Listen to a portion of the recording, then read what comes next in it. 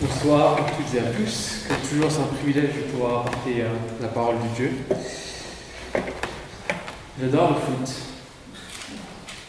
J'adore lire. J'adore les chouquettes. J'adore Dieu. Cependant, il y a une différence entre les chouquettes et Dieu, n'est-ce pas? Si moi je valorise les chouquettes ne me valorisent pas. Alors que Dieu m'aime tel que je suis. C'est l'une des raisons pour laquelle je pense que Dieu nous a donné les 10 commandements pour que justement nous puissions faire la différence entre les différents objets de notre adoration dans la vie. Le chouquette et Dieu sont faciles à distinguer, mais d'autres objets de notre adoration le sont moins dans notre vie. Et c'est ainsi que nous allons voir dans ce passage qui va se décliner selon le point suivant. Premièrement, nous allons voir que Dieu confronte, que Dieu révèle et que le commandement de Dieu promet. Et donc, nous allons voir notre premier point, la confrontation. Alors, un petit rappel historique de notre texte. Deutéronome est un livre écrit par Moïse aux Israélites lorsqu'ils ont été délivrés d'Égypte. Et donc, lorsqu'ils sont partis d'Égypte, ils ont erré. Et durant cet exode, ils ont traversé différentes nations, différentes tribus, et donc étaient confrontés aux divinités et à pratiques locales. Donc, ils étaient aussi tentés par celles-ci, par ces divinités. Et c'est pourquoi Yahweh, le Dieu d'Israël, a donné ce décalogue, ces 10 commandements, afin de pouvoir définir un code moral pour son peuple. Et comme Édouard nous l'a expliqué la semaine dernière, pour celles et ceux qui étaient présents, le premier commandement a été établi comme la base pour tous les autres commandements. Et j'aimerais même dire que si l'on viole le premier commandement, on viole les autres commandements. Yahweh nous ordonne justement de ne pas avoir d'autres dieux devant lui au premier commandement. Donc en conséquence, il est écrit au second commandement, versets 8 et 9. 8 et 9, ouais. Tu ne te feras pas de sculpture sacrée, ni aucune représentation de ce qui est en haut dans le ciel, en bas sur la terre, dans les eaux, dans l'eau plus bas que terre. Tu ne te prosterneras pas devant ces choses, et tu ne les serviras pas. Et c'est exactement ce que les tribus et les nations qu'Israël traversait faisaient. Ils faisaient des sculptures, ils faisaient des représentations sacrées, et ils se prosternaient devant ces sculptures. Et donc, Yahweh, en donnant ce commandement, confronta directement les Israélites, parce qu'ils connaissaient leur cœur. Édouard a aussi expliqué la semaine dernière que le premier commandement, tu n'auras pas d'autre Dieu devant moi, pouvait aussi se traduire devant ma face, devant ma personne. Mais l'idolâtrie proscrite par Yahweh signifie également qu'aucune idole ne doit être plus importante que Yahweh, d'où ce second commandement. Je me doute que cette semaine vous avez littéralement fait une sculpture sacrée, mais je pense que nous avons tous plus ou moins des idoles. Et d'autant plus que ce second commandement est, je pense, très pertinent pour nous, chrétiens du XXIe siècle, parce qu'il confronte notre personne et il expose nos cœurs face aux idoles de cette terre. Le pasteur américain Tim Keller a écrit un livre justement qui est très pertinent sur ce sujet-là, d'où je vais tirer la plupart de mes idées dans cette première partie de mon sermon. Et donc j'aimerais d'abord définir qu'est-ce qu'une idole pour nous. Alors, une idole, comme je l'ai dit auparavant, est toute chose que l'on place devant Dieu dans notre vie. Il dit, Tim Keller, que c'est toute chose qui absorbe ton cœur, ton imagination, plus que Dieu. Toute chose que tu cherches pour combler ta vie personnelle, pour trouver un épanouissement en dehors de Dieu. Une idole a un tel contrôle sur ton cœur que tu lui donnes le meilleur de ce que tu as, ton énergie, tes émotions, tes sentiments, ton argent, sans arrière-pensée. Cela peut être la famille, tes enfants, ta carrière, ta profession, ta relation sentimentale, ta réussite professionnelle, l'approbation de tes pairs, la sécurité, le confort matériel, ta beauté physique, ton intelligence, une cause sociale, une moralité, etc., etc. Une idole est toute chose que tu contemples et tu te dis au plus profond de ton cœur, si j'ai ça, alors ma vie aura un sens.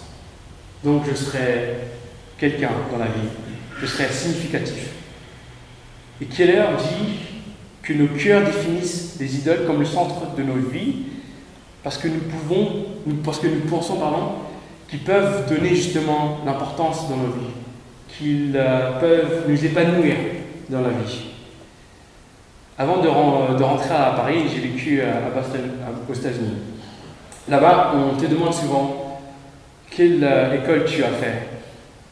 Parce que Boston, c'est le centre névralgique de l'éducation aux États-Unis. À New York, on te demanderait combien tu gagnes.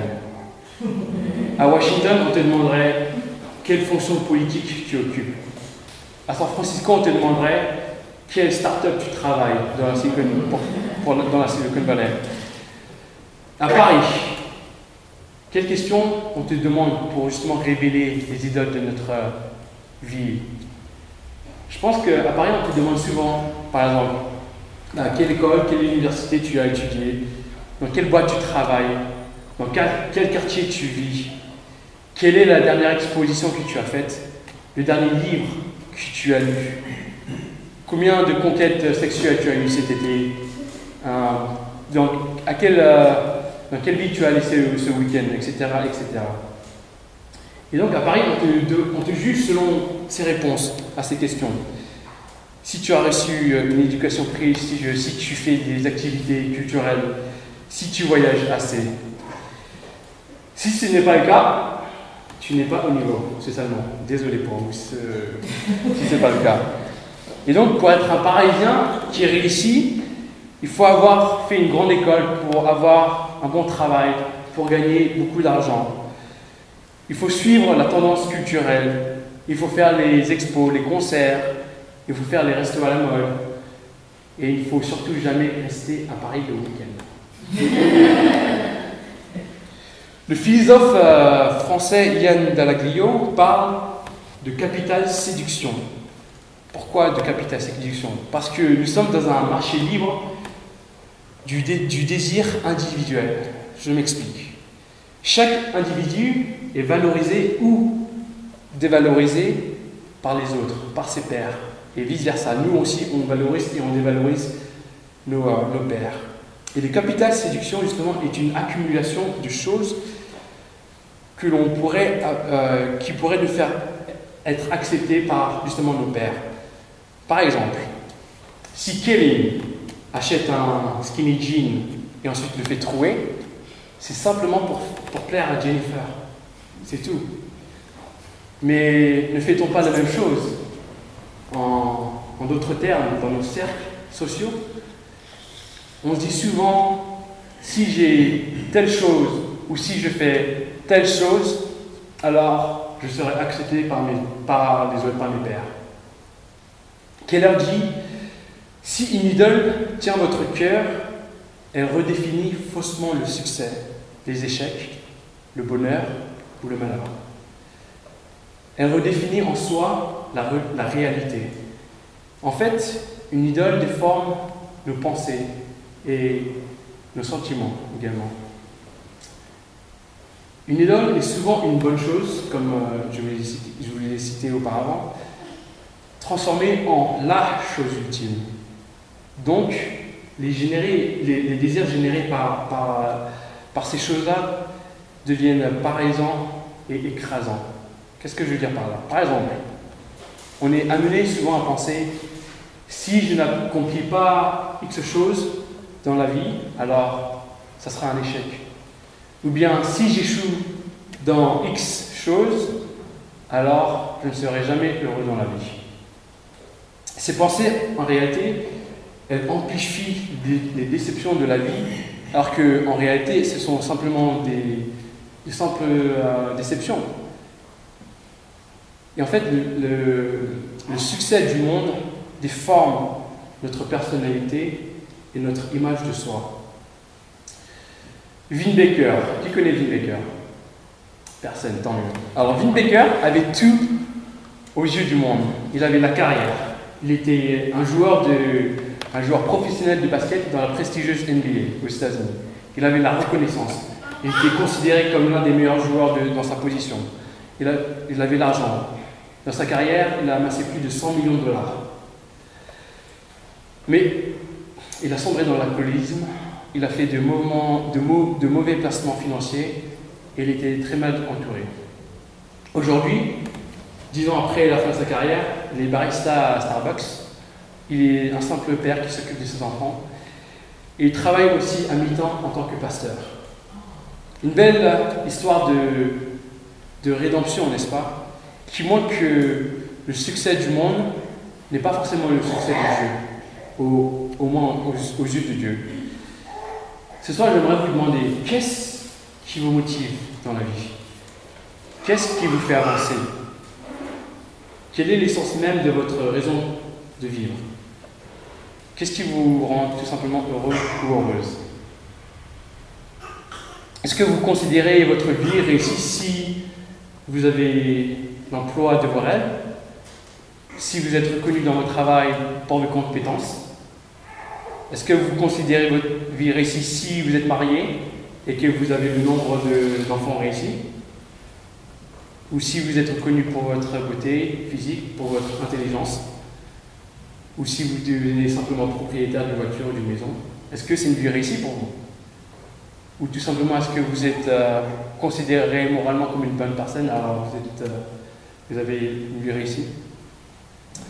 Un autre moyen d'identifier les idoles ou les faux dieux dans votre vie, c'est de savoir justement qu'est-ce qui vous rend malheureux. Keller, une fois de plus, dit que les moments les plus douloureux dans vos vies sont celles où justement ces idoles-là sont menacées ou retirées dans nos vies. On peut répondre avec amertume, on peut répondre avec désespoir. Par exemple, on se dit, j'ai travaillé toute ma vie pour atteindre ce statut, pour atteindre cette position. Et tout est parti en fumée. Ou on peut se dire, j'ai fait tout ce qu'il fallait pour cette personne, et voilà comment elle me remercie. Parfois, c'est ce que je ressens personnellement. Je dis à Dieu, regarde Seigneur, regarde tout ce que j'ai sacrifié pour toi. Je suis parti aux États-Unis, loin de ma famille et de mes amis.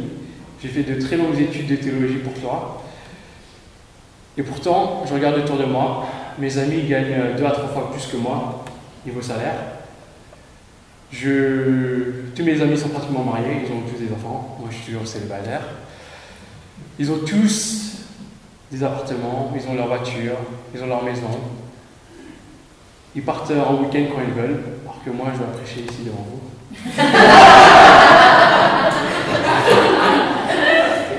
Moi, j'aurais pu avoir toutes ces choses-là si j'étais resté dans mes études de communication que j'avais faites auparavant avant de partir. J'aurais pu avoir toutes ces choses-là. Et ce sont vraiment des pensées que j'ai souvent quand ça ne va pas dans la vie, personnellement.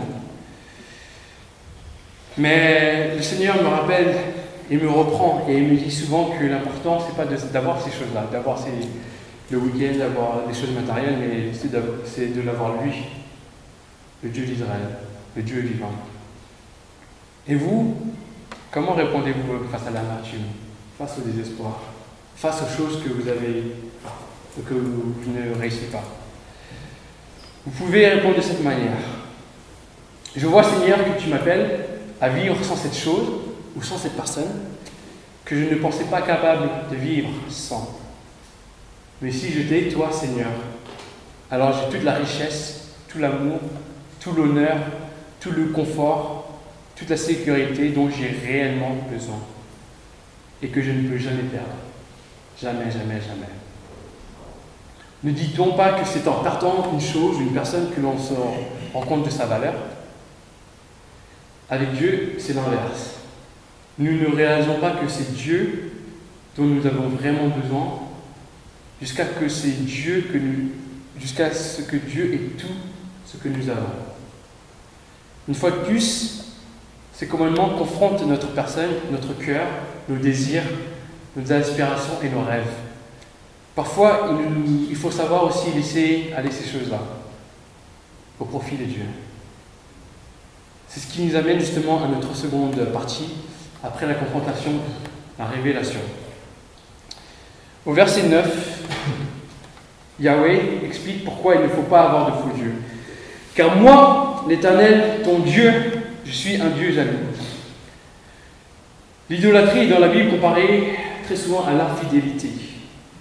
Alors que Dieu a passé une alliance avec Israël, il s'est engagé exclusivement avec son peuple, donc il attend en retour une loyauté de leur part, ce qui revient à exclure toutes idoles et tout faux Dieu. Comme dans un mariage, on attend que le mari et la femme soient fidèles envers l'un et l'autre, n'est-ce pas? Et qu'ils n'aillent pas y voir ailleurs. Yahweh est donc un Dieu jaloux. Il est jaloux. Et vous? Est-ce que vous êtes jaloux ou jalouse? Il y a bien eu des moments dans votre vie où vous avez été jaloux. Lorsque vous étiez dans une relation amoureuse, on pique une petite crise de jalousie parce que votre petit copain ou votre petite copine va prendre un verre avec une personne du sexe opposé. Et ça arrive souvent, je pense, en début de relation parce qu'on ne connaît pas trop la personne. Et aussi parce qu'on est, je pense, au début très très amoureux. Pour ceux et celles qui savent de quoi je parle. La jalousie démontre, je pense, un amour pour une personne qui est extrême, irrationnelle, démesurée et très intense. Un amour fou, je pense. Et je pense donc que cet amour fou est ce qui motive justement la jalousie de Dieu, puisqu'il aimait son peuple à la folie. La romancière George Sand a écrit « Il n'y a pas d'amour sans jalousie, tout simplement. » Donc si ce soir, vous doutez de l'amour de Dieu pour vous, dans votre vie personnelle, sachez que Yahweh, le Dieu d'Israël, est le même Dieu que nous adorons ce soir. Il n'a pas changé. Il est toujours un Dieu jaloux qui t'aime à la folie. Il t'aime à la folie. Est-ce que toi, tu es amoureux d'une personne? Tu veux que ce sentiment soit également réciproque, n'est-ce pas? Tu veux que la personne dont tu es éperdument amoureux t'aime en retour. Et c'est exactement pareil avec Dieu. Il a passé une alliance avec toi, comme dans un pacte, comme dans un contrat. Et ne pas s'adonner justement à l'infidélité spirituelle est une requête naturelle de la part de Dieu, je pense. Et plusieurs fois, la Bible parle même de prostitution lorsque nous commettons l'idolâtrie. Lorsque nous pensons à mettre l'argent, le confort matériel, un statut social, une carrière, l'approbation des autres, une réputation, plaire aux autres, ou un garçon ou une fille en particulier, ou au succès en général, et on met toutes ces choses-là devant Dieu, c'est qui n'a pas la première place dans nos vies. Alors oui, on se prostitue spirituellement.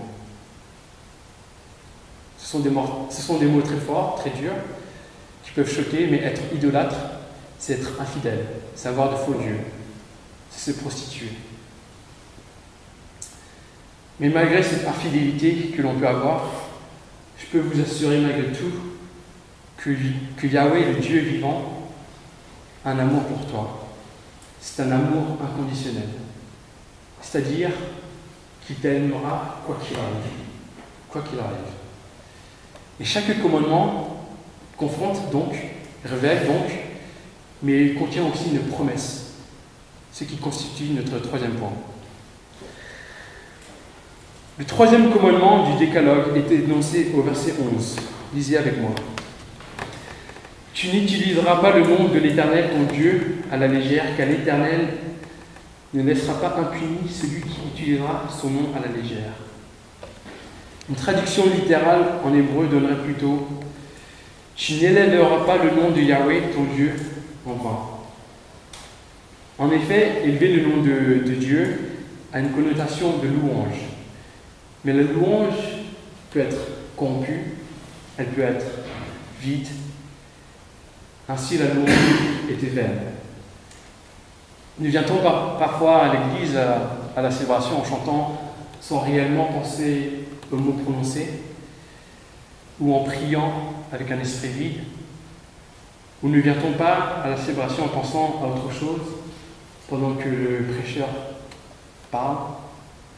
Vous êtes toujours avec moi? Oui, c'est une louange vide et corrompue.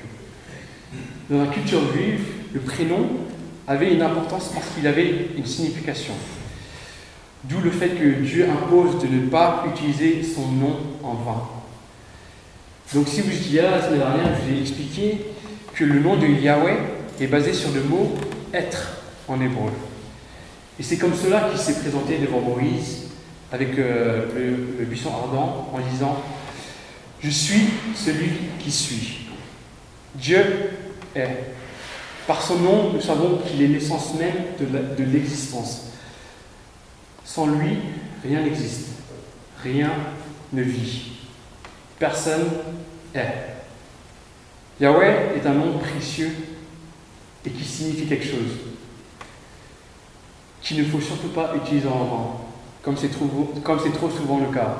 Ne dit-on pas, lorsque nous sommes choqués, vainement, ô mon Dieu?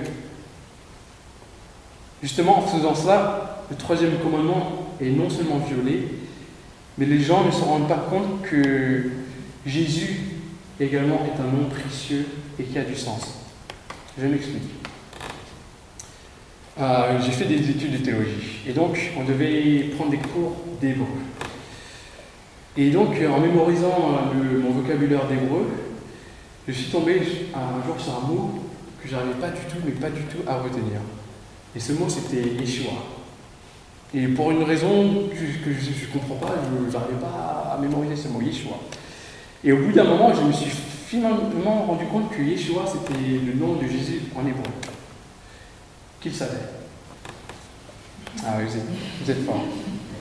Et donc, Yeshua signifie sauver en hébreu. Le mot Yeshua signifie sauver. Et ce n'est pas une coïncidence que ce soit le nom de Jésus en hébreu. Pourquoi? Parce que Jésus est le Sauveur. En effet, il a sauvé le monde en ayant vécu une vie conforme justement à la loi de Dieu, en allant mourir pour nous, pour nos péchés, et en ressuscitant d'entre les morts. C'est comme ça qu'il nous a sauvés. Lorsque Jésus est venu sur terre, il avait une seule mission, un seul objectif. Il n'a jamais eu le confort que beaucoup d'entre nous recherchent. Jamais. Il n'a jamais eu de richesse matérielle qui justement définit beaucoup aujourd'hui la réussite sociale. Et malgré de farfelues hypothèses, il n'a jamais eu de femme ni d'enfant. Il n'a jamais voulu exercer une influence politique. Jésus n'a jamais succombé aux choses qui sont devenues des idoles pourtant des personnes dans notre société contemporaine. Au contraire, Jésus est venu pardonner notre vaine adoration, notre louange vile et nos abus du nom de Dieu. Il n'a jamais adoré Dieu de manière superficielle ou vile. Sa vie justement témoigne d'une louange parfaite à Dieu. L'idolâtrie n'est pas simplement l'échec d'obéir à Dieu, il s'agit de mettre dans notre cœur quelque chose d'autre devant Dieu, devant Jésus. Cela ne suffit pas simplement de le reconnaître et de s'en repentir, puis ensuite de vivre différemment. Bien sûr, c'est nécessaire de faire toutes ces choses, mais Keller, je le cite, dit « L'évangile ne s'agit pas d'obéir à Dieu parce qu'il est utile, mais de lui obéir parce qu'il est majestueux. Aimes-tu Dieu parce qu'il te donne ce dont tu as envie ou ce dont tu veux dans la vie? Aimes-tu Dieu parce qu'il réalise tes rêves? Ou aimes-tu Dieu parce qu'il t'est utile? Ou tout simplement aimes-tu Dieu pour qui il est? Pour la personne de Jésus. Donc, afin de remplacer tes idoles, il est nécessaire de voir que Jésus est plus éblouissant dans votre imagination et plus attrayant dans votre cœur que toutes les idoles que vous avez. Alors que l'argent, le confort, la sécurité, la réputation, un époux ou une épouse peut disparaître à tout moment, Jésus est là. Il est là pour toi. Il sera toujours là pour toi. Il te sera fidèle. Il ne demande rien de plus que toi, ta personne et ton cœur, et aussi ta dévotion envers lui. Il t'accepte tel que tu es, Jésus. Et ce n'est pas du tout toujours le cas dans notre monde aujourd'hui. Si tu veux plaire aux autres, il faut changer. Si tu veux obtenir le rêve, le job de tes rêves, on se compromet parfois. Et pour atteindre un certain statut, parfois, on fait ce que les gens nous demandent. On a vu que les commandements de Dieu comportent une confrontation, révèlent Dieu et donnent une promesse. Jésus a tout fait pour que ta vie puisse être justement une vraie louange. Il a parfaitement accompli la loi afin que tu puisses adresser une véritable adoration pour Yahweh, le vrai Dieu. Priez avec moi.